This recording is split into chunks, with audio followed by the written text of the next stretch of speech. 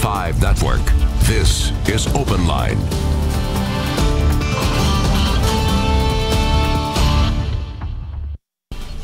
Hello everyone, welcome to Open Line. Good show tonight. Of course, this was the first day of school here in Metro. Children across Middle Tennessee, across the country, are going back to school right now. One of the major issues many school districts are facing, really all school districts, is safety. We're going to talk tonight about the School Safety Working Group that was put together by Governor Haslam last year. It happened after the horrible shooting in Florida. And what did that group come up with? That's what we're going to talk about today. Happy to have with us the Commissioner of Homeland Security, David W. Purkey. Commissioner, thank you for being with us. Thank you, man. Good to be here. And Bryce Allen, Office of Homeland Security Supervisory Agent. Mr. Allen, thank you. Thank you. Thank you for being here. All right. So where do you think we stand? This horrible thing happened in Florida last year. The governor responded. Tell us, I guess, where do we stand now? Well, we've had several school shootings across our nation and really across the world, as we know. After the Parkland shooting in Florida, the governor called me the next day, and he was burdened by that shooting. And I'll have to tell you that I was too. He wanted to make sure that we were doing everything possible within the law and otherwise to make sure that our kids were safe.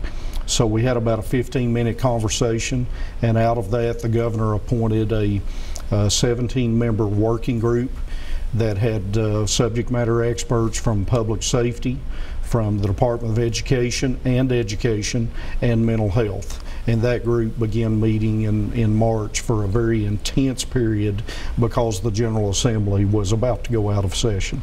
That wasn't one of those groups that just met for a long period of time, right? You had a short period of time to come up with some specific recommendations. That's correct, and he charged the group with that when we first met. He told us that we had a very limited window. He felt like that 3-week period was enough time to look at the picture in general. And we had 3 very intense meetings at the Capitol. Each one lasted 2 hours. There were other phone conferences, and at the end of that 3-week period, we presented a set of recommendations to the governor, and he added funding to that and presented it to the General Assembly before they adjourned. Now, we want to get into the recommendations. My concern would be that just this meeting, this is such a horrible problem, and it's heartbreaking and infuriating, and it's just such a terrible problem. My concern would be, what can we really do? You get a group of people together, what can they realistically do to stop this? Well, we found there was a lot we could do. We found that we had over 1,800 schools in Tennessee that had never received a comprehensive, standardized vulnerability assessment. So that was a big identification. We found that universally there is a feeling and an agreement, rightly so, that the concentration needs to be on school resource officers in every school. We know that's effective. We've seen SROs in the past few months take action across our nation. So that was a consensus. And number 3, we knew that we needed some 24-hour method so that even at 3 o'clock in the morning, a student, a parent, or a staff member, if they want to report a threat, that it's addressed and does not fall through the cracks. So that's what the recommendations ended up being. And your role, what was your role in this? I was a subject matter expert to do with the Homeland Security and the physical security of the structures. That was primarily where I came into play, lending expertise into how to make the facilities themselves better suited to prevent this kind of violence in the building. So schools did a security assessment, and you've gotten that information back from almost all the schools. And I'll ask you this: how secure were our schools? How secure are our schools? Amazingly, very, very secure, believe it or not. I mean, there's always some ways to improve things, but overall, we found that the schools were in much better condition than we expected, to be perfectly honest with you. They weren't as vulnerable as everyone perceived them to be. And the concern, again, that I have is that I guess, I don't know if you can generalize, it seems like some of these attacks, at least, are coming from within the school. They're coming from the students. They're coming from these disturbed students. Now, I guess there might be cases where it was somebody coming from the outside, and I feel like schools are pretty secure. You know, where my kids go, I feel like they're asking the right questions. I feel like they're pretty secure. But what can we do if it's somebody inside the school, a student or one of those types? And I guess I ask you that from your perspective. Right. A lot of what we can do to help prevent that insider threat is educating the students and the faculty and the teachers to be aware of warning signs ahead of time, indicators that might tell them that this person's having a problem before they actually commit the act of violence. What we know from previous acts, what we've seen, is that almost always the offender gives some kind of warning signs or you know, red flags, if you will, that lead up to the actual event. So what we've tried to do is educate faculty, and we're trying to educate students and staff members so that they can be aware of what to look for, and then hopefully we can actually be proactive. We can stop it before we ever have to deal with the problem itself. And I'm sure you've both studied this. Is it, in the ones that have happened, and we've had just far too many, is it mainly somebody from the inside, or is it somebody coming from the outside, or what information do you have on who generally is doing this? Generally, it seems to be that insider threat most of the time, because usually there's some kind of grievance, or at least a perceived grievance. Our offender feels that somebody slighted them, did them wrong, so they have to get some kind of act of revenge. Typically, that's what we're finding. But of course, you know, there's always those exceptions to the rule. So almost all schools have done this. You ask for a complete security assessment, and I'm seeing here 93% have already done that. And so you were generally pleased with what you found. Is that true? Yes. Yes, I would say we're generally pleased. I mean, there, again, always room for improvement, but overall we're actually very happy with what we found. Okay. And what about the other schools that haven't done it? I see there are 31 schools in Metro that still haven't submitted.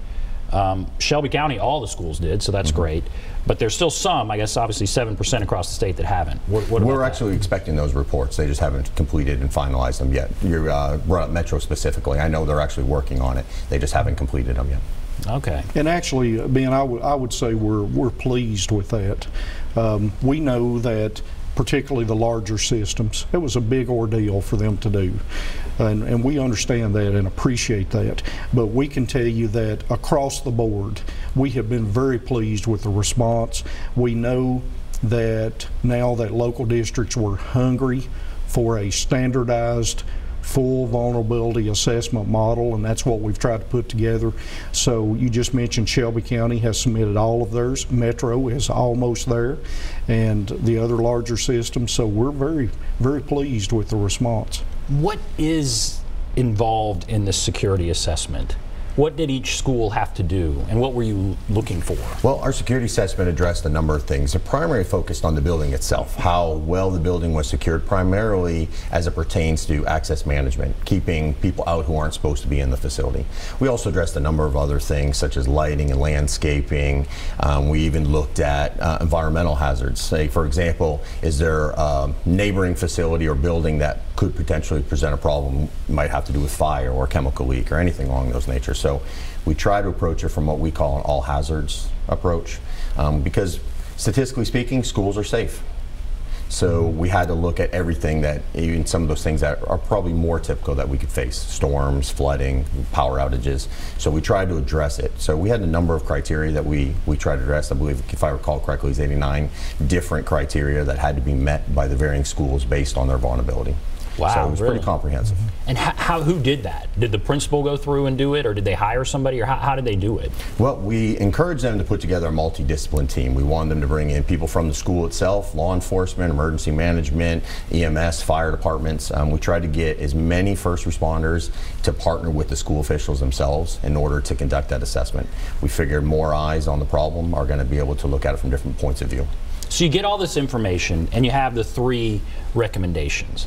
The one, and I want to go through all of them, but one that really stands out to me is this 24-hour reporting period. Where do we stand with that? Well, actually, the Department of Safety and Homeland Security was charged with the task to come up with that app. So we've been diligently working on that. In state government, we have 8 identified vendors who have the capability of making apps or developing apps for state government. We did an original request for information with those and got responses back, and we're evaluating those responses. So, and you're right, it's a key element. It's something that has been missing. We have methods of reporting things. We have email, phone calls, are using the web, but we've never really had a concerted way 24 hours a day, and we've got some unique things that we're going to implement with this app. For instance, the threats, any threat reported will go into a 24-hour center. Our state watch point at the Tennessee Emergency Management Agency. Some people may not realize this, but 24 hours a day, there are a minimum of 2 watch officers, most of the time 3, in a room at TEMA here in Nashville, monitoring emergencies throughout the state and deploying resources to local governments. We have an agreement with the TEMA director, and we decided that was the place that these threats could come in and not fall through the cracks, have human eyes looking at them. So we're excited about that potential. And additionally, TEMA has the ability, and something they do very well is using their emergency services coordinator program to reach out immediately 24 hours a day and tap who they need. And so, all right, we're about to go to break, and then I want to encourage people to call in. There's the number 615-737+, 615-737-7587. But I guess for kids, today's first day of school for a lot of kids. This will be the first week of school for even more kids. How will this year, how will what was passed by the General Assembly, what this working group did on school safety, how will they see a difference in their schools? So a lot of this you hope they never have to deal with, but will there be something they can tangibly see, do you think, in their schools? Well, I would say that I hope they feel a difference. Not only see a difference, but feel a difference. They're going to see more SROs. They're going to see security improvements that they will recognize that make them safer. And they're going to very soon have a way that anything they hear 24 hours a day, or they may be having a problem, Ben. They may be thinking about doing something, and they may need to talk to someone, and they're not comfortable with somebody at school or their parents, and that they can reach someone that way, a suicide prevention line, some other type of issue that they may be facing. So we hope that they will feel a difference, and we're pretty convinced that they will. Good. All right, we're going to take a break. If you want to call in, there's the number, 615-737+, 615-737-7587. We'll come back, and I want to talk about the SROs, because that's a critical component of all this. Take a break. Be back right after this.